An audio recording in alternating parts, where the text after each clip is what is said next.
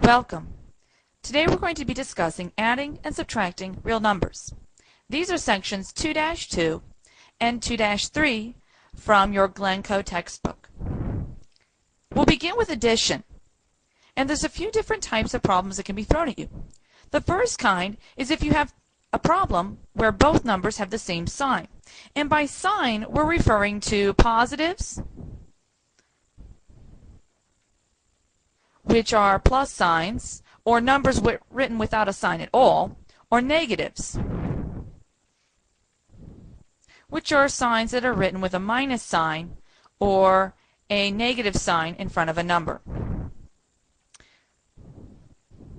If we have two numbers that have the same sign, what we'll do is we're going to add the two numbers, regardless of their signs, and then we're going to plug the sign back in front of our answer. So for example, here I have several problems, and the first one I have 8 plus 7. Now, if we take 8 apples and we add 7 more apples to it, it's a grand total of 15 apples.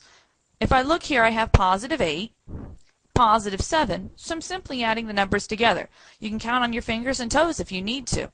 But regardless of how you're doing this, the answer is a positive, and I can use the plus sign, 15. Now, since this is the only thing here on the right side, or my answer, I don't necessarily have to have the plus. I do have to have the 15, though. Beneath it, I have another addition problem, and there are a lot more signs here, so things can get a little bit hairy if you're trying to read this. But the middle sign here is a plus, and that indicates that I have two different numbers that are added. And those two numbers are negative numbers. So I'll look here, here's a negative, making negative 6, and here's another negative, making negative 10. If you're unsure whether a sign is a plus, a positive, a minus, or a negative, any sign that sits just in front of a number is usually placed with that number. So in this case, this is negative 6. Here, the 10 on the other end has both a plus and a minus sign in front of it. Only the sign just before the number is ever attached to the number. So I don't want to say that this is minus 10, it's negative 10. So what I'm going to do is scratch work, is I'm going to write down in my mind or on a scratch sheet of paper 6 plus 10. And if I count, that gives me 16. So I know that my answer is 16. However, since both of my numbers are negative, I want to make sure that I put a negative sign in front of my answer and say that the answer is negative 16. The same thing is true with fractions and decimals. Regardless of the type of number you have, the signs are what indicate what to do with it. So in this case, I have 1/2 plus 1/3. Since both of these numbers are positive, I know that my answer, regardless of what it is going to be positive. The same thing down here with decimals. If I look at this problem, I see that I have a negative 4.9 and a negative 5.3. These two items have been added together. So I have added together two negative numbers. Regardless of what that answer is, I know that it's a negative number. Let's look at another type of problem. Here I have two numbers that have different signs. So one number is going to be positive and the other negative. What we're going to do is we're going to subtract the two numbers regardless of their signs, then use the sign from the quote-unquote larger number. Now we write quote-unquote larger number because while the value itself might not be larger, the digit is. So if I look here, I have negative 8 plus 7. In this case, I have a negative in front of 8. And the only sign in front of 7 is a plus sign, meaning that it is positive. So I have two different signs, and they're added together. And I'm going to write an extra plus sign in here, because it's a positive 7. So in this case, I have a negative and a positive. So what I'm going to do is I'm going to subtract the two numbers. Now, 8 is the larger number. It's the larger digit. 7 is the smaller. So when I do my scratch work, I'm going to write or think 8 minus 7 is 1. So I know the digit 1 is part of my answer. Since 8 is the larger of the two digits, it is negative. That means my answer is also negative. If I look beneath this, I have 18 plus a negative 4. Here, the 18 is positive. The 4 is my negative number. 18 is the larger number. 4 is smaller. So in my mind, I'm going to think 18 minus 4 is 14. So I know that the digit part of my answer is 14. Now I need to look at the sign. 18 is my larger number, and it is positive, which means my answer is also positive. If you wish to write a plus sign, you may, but it's not necessary. Here's a third one. See if you can take a moment and figure this one out yourself. Pause the video if you need to. Here the 7 is positive, and the 1 is negative. The larger number is the 7, so I'm going to be thinking 7 minus 1. 7 minus 1 is 6. So I know that's the digit part of my answer. If I look, 7 is the larger number, and it is positive, so my answer is positive.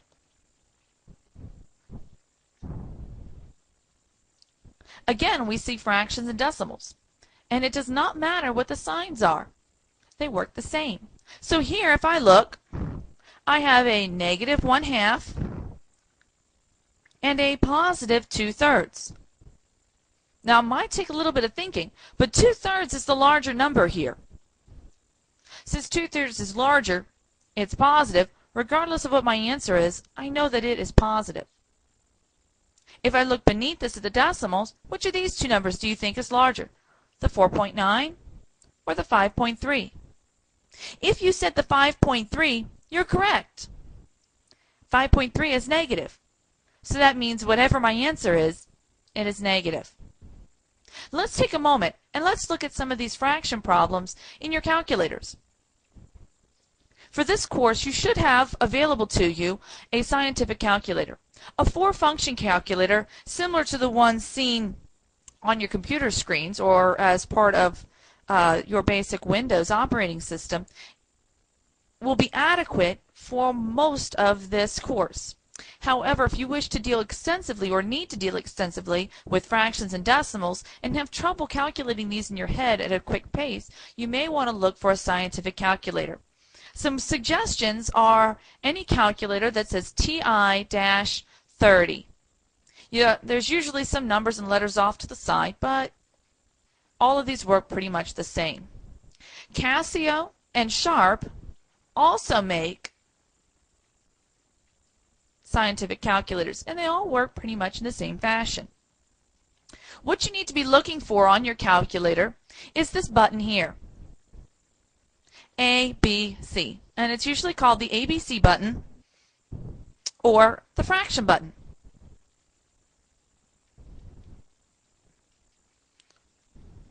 And what this button does on our calculator is it allows us to type in fractions. I typically call it the ABC button, just because that's exactly what it looks like. I do not refer to this very often as the fraction button, but I'll try to use both throughout the remainder of this lecture. So if I wanted to type in 1/2, what I'll want to do is I'll want to type in the top number first, the 1, then I'll hit the ABC button,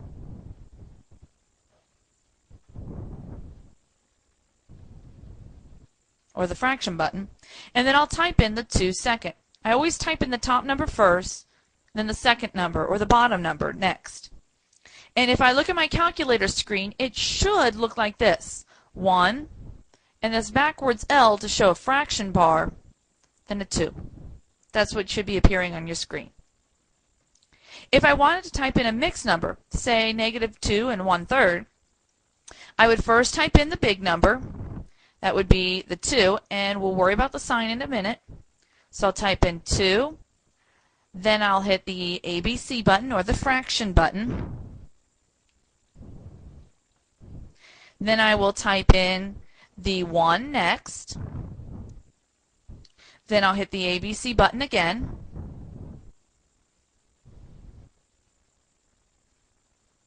And then I'll hit the 3 for the bottom. Since this item is negative, the last thing I want to hit is the positive negative key. And that should be located somewhere near the equals key on your calculator. Experiment with this a little bit because some calculators work a little differently than others. Some calculators will want you to type in the negative number first. Other calculators want you to type it in at the very end. So just experiment and see which way your calculator works. Press equals. If you get an error message, that means your calculator doesn't understand where you put the negative. If you get the number back again, the calculator understands what you're doing. Let's move along. Next we have subtraction. And what we're going to do is we're going to change all of our subtraction problems into addition problems, with the sole exception being basic subtraction problems. For example, the ones you've seen maybe since 2nd or 3rd grade that are something along the lines of 10 minus 7. Problems like this we'll leave as subtraction problems because I have 10 oranges, taking away 7, and I'm left with 3. These problems are probably basic enough that you're able to count them either in your head or on your fingers. Anything else though, or if the signs look a little crazy, we're going to be changing them into an addition problem. And we're going to use a method called copy, change, change. That means copy the first number, change the sign, then change the sign on the second number. So here we go. The first thing I've shown to you is 7 minus 2. If I look at both of these numbers, these are both positive numbers, and I'm subtracting them. So I'm starting out with 7 oranges. I'm taking away 2 of them, meaning that I have 5 remaining. So this is not necessarily one you would want to change to an addition problem.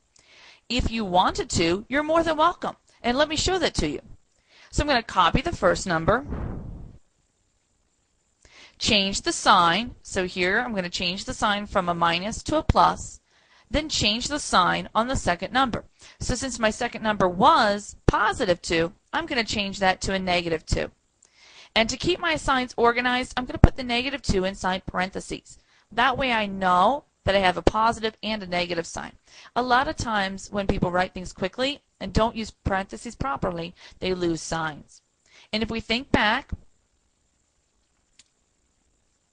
we have added 2 items that have 2 different signs. The 7 is positive, the 2 is negative. So what we were doing as scratch work is we were saying, well, this is 7 minus 2, which equals 5. So I know that 5 is, oops, I apologize. I know that 5 is my answer. And since 7 is positive and the larger number, my answer is positive. So we've just gone back and forth. These two kinds of problems are very well related to one another. If I look at the second one here, I have 8 minus 14. This may appear to be a very easy problem. But if I look at the first one, notice how the first number is larger than the second? Look here. My second number is larger than the first. So I only have 8 items. For example, $8. And I'm trying to take away 14. If you have $8 and somebody is trying to take away 14, they're not going to be a very happy camper, because you don't have enough to pay them. So if I change this back to an addition problem, I'm going to copy the first number, change the sign, then change the sign on the second number, negative 14. So I'm going to look at this problem, and I have a positive and a negative, so I have 2 different numbers. So in my scratch work, I'm going to say, okay, 14 minus 8 is 6. So I know my answer is 6. And if I look, 14 is the larger number, and it has the negative attached. So my answer is not positive 6, but negative 6. And if we keep with the idea of money, if you have somebody trying to take $14 from you, and you only have 8 to begin with, you're still going to owe them, the negative is owing somebody, $6. So let's keep going.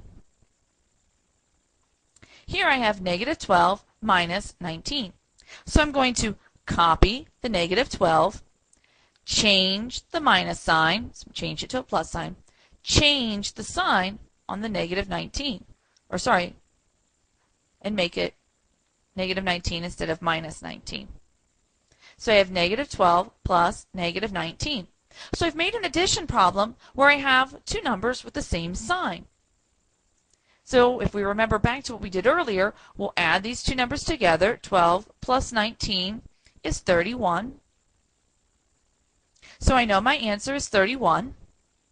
And since both of these numbers are negative numbers, my answer is negative 31. Last but certainly not least, Here I have negative 11 minus negative 5. Lots of negatives floating around here. So we're going to keep the same idea. Copy, change, change. Copy negative 11. Change the minus sign to a plus sign. Change the sign for negative 5, and we're going to make that positive 5. So I have negative 11 plus 5. Here I have a negative and a positive number, so in my scratch work I'm going to think 11 minus 5 is 6. So I know my digit answer is 6, and 11 is the larger number. It has the negative sign attached to it, so my answer is negative 6. We can think of this as money as well. Here I owe somebody $11, and I know I owe them because it's negative. I've paid them 5. If you owe somebody $11 and you only give them a 5, you're still owing them money. So I have my answer as a negative. And in this case, I still owe them $6.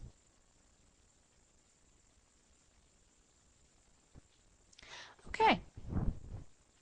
The final topic we're going to discuss for today is substitution. This is still addition and subtraction, but here I have a bunch of letters, X's and Y's. If I look up at the top, I've got a little key. Every X represents a negative 2.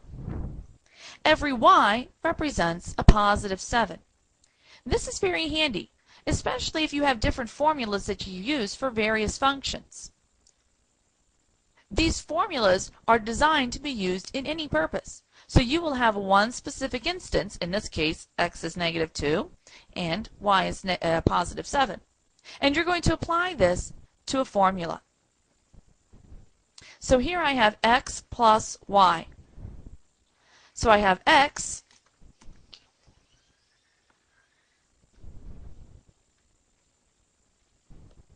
So here, X is negative 2. So I'm going to rewrite this with negative 2. I want to keep the plus sign, so that's not one of the letters. And then I'm going to add 7 to it, because Y represents 7. So here I have negative 2 plus 7, and we'll think back to our old rules. I've added a positive number, the 7, and the negative number 2. So I'm going to think 7 minus 2 is 5, and I know that my answer is going to be 5. And if I look, the larger number is 7, is positive, so my answer is going to be positive 5. Negative 2 plus 7 is positive 5. The next part I have X, which is negative 2, minus Y, which is again positive 7. So I'm going to rewrite this as negative 2 minus, and then Y is 7. First thing I want to do is I want to rewrite this as an addition problem. So here I have negative 2. I'm going to keep that or copy it. Change the minus sign to a plus sign. Change the positive 7 to a negative 7. So now I'm adding together two numbers that have the same sign. They're both negative. So I'm going to think 7 plus 2 is 9. And since both numbers are negative, my final answer is positive. Looking down here, I have a lot more negative signs and minus signs, so I want to be very, very careful here. Part C, I have Y minus X, and I have to remember that Y was a positive 7. Minus, X represented negative 2, so I'm going to copy that, negative 2. And I want to be very careful. I'm going to put negative 2 inside a set of parentheses, just so I can keep these two minus signs separate from each other. I'm going to do what we did before, and I'm going to copy the 7, change the minus sign to a plus sign, change the negative 2 to a positive 2. Copy, change, change. And I end up with 7 plus 2, which is 9. Last but certainly not least, I have negative X minus Y. Anything that's in the original problem needs to stay there. A lot of people make mistakes because they want to combine pieces from the original problem to the numbers they've plugged in. And most of the time, that isn't correct. So I want to make sure that I copy this negative sign first. X represents negative 2, so I'm going to write negative 2. Now since I have these back-to-back signs, I'm going to make sure that I keep them separate with a set of parentheses. Then I'm going to copy the second minus sign, and Y is 7. Now this is a little tougher out here. Here I have two back-to-back minus signs. It's helpful to remember that it takes two minus signs to make a plus sign. See, here's one minus sign. If I turn the other one around, it makes a plus sign. So I could take these two negatives that are sitting out front, and I can change them to a plus sign. So I'm going to end up with a positive 2 minus 7. If I rewrite that without the minus sign, it looks like, or sorry, without the plus sign in front of the 2, it looks like this, 2 minus 7. So I'm going to think that I have to keep the second, or sorry, I'm going to keep the first number, copy, change the negative 7 to a positive or plus sign, change the 7 to a negative 7, and I have to add two items that are different signs. So I'm going to think in my mind 7 minus 2 is 5, and 7 is the larger number. It has a minus sign with it, so I'm going to make the number negative. So my answer is negative 5.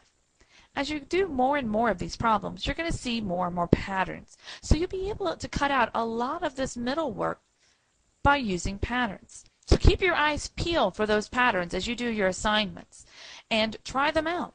Try it out the long way. Try it out with the pattern. Do your answers match? If so, chances are you've got a valid pattern. If you have any questions, feel free to contact any of your instructors during their office hours. I hope you have a great week.